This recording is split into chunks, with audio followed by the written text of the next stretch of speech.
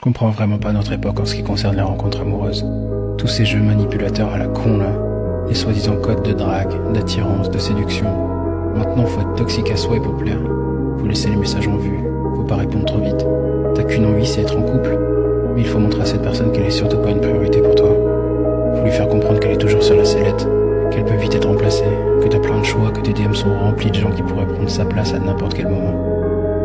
Et surtout, faut pas s'attacher trop vite. Bah non, faut pas que ce soit considéré comme un canard, peu importe le terme à la con que les gens utilisent. En gros, de nos jours, on essaie de trouver quelqu'un, mais on se fout totalement des sentiments et des émotions de l'autre.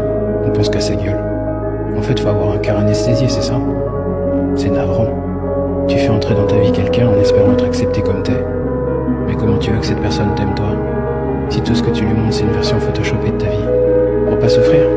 Parce que tu penses que jouer à des jeux psychologiques à la con ça blesse pas? Dans un monde qui prône la liberté, c'est désolant de voir tellement de gens s'emprisonner. Être toi-même, ça devrait être un devoir, un droit. Tu peux répondre aux messages dès que tu les reçois. Tu peux être excité par le fait d'apprendre à connaître une personne et lui donner de l'importance dès le premier jour. Va pas briter tes sentiments, tes émotions, juste pour entrer dans une case ou faire comme tout le monde. Parce que t'es unique. Et si l'autre personne peut pas t'apprécier à 100%, c'est pas grave, quelqu'un d'autre le fera. Mais te contente pas de quelqu'un qui t'aime seulement pour la version photoshopée de toi. Tu mérites qu'on t'aime pour qui tu es. Alors sois toi.